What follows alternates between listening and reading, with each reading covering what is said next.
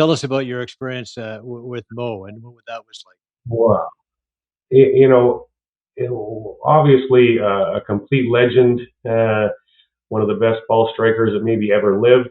And what was just fascinating about that to me was the respect that he had from all these tour players. I mean, some of those guys went on to play on the PGA Tour for years, but when Moe Norman went to the driving range, everybody stopped. Everyone quit doing what they're doing. They just wanted to watch this guy and listen to Moe Norman talk. And so he would sit there and hit balls and just explain what he was doing and why he was doing it. And like I said, like everyone just stopped doing what they're doing. That's how incredible Moe Norman was, that he could literally stop tour players from getting ready to play their round or from practicing and preparing, because listening to him and watching what he was doing was more valuable than their own practice. To learn from him and hear what he had to say, just incredible for sure.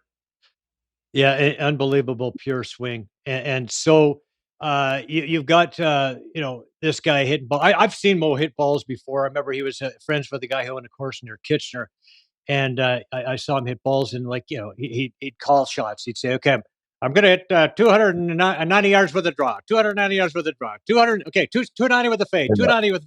He hit about 10 balls. He says, "Okay, go have a look. Those 10 balls will be within 5 yards of each other." And it's just I've never seen anything like it. It was beyond belief. And what do you take away after spending time there and watching a guy like that do his thing? well, again, it's just soaking up information. I mean, when you can be around that and just see the respect that he has, then you really understand. I mean, he was before my time in a lot of ways, but just to recognize and realize how iconic he was. And I'll tell you another quick story about him. Another mentor of mine when I was at Wolf Creek was Mike Lyons. He was a big teaching pro of the states, and was brought up by Ryan Bold to be involved in the golf operation, and was an incredible mentor for me. And he used to play the Canadian Tour against Moe Norman, and he told me Wow. lots of Moe Norman stories. And one of them, it was the Manitoba Open, and they were in the final pairing.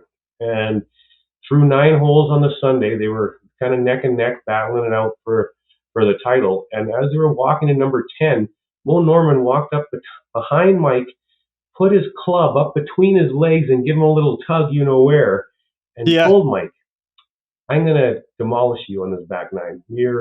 I'm gonna win this tournament. You're not." And how intimidating is that? But as you know, with the autism with Moe Norman, and just that, he marched to the beat of his own drum, and to do something like that. And I don't know if Moe Norman really felt like he was doing that for intimidation. He just decided he was going to win the tournament. And when Moe Norman decided he was going to win a tournament, he was going to win. And you know, it, he was just that good. Like there's other stories of he was winning tournaments, and he just would decide, I don't want to play on Sunday. I don't feel like it today, so he quit. Like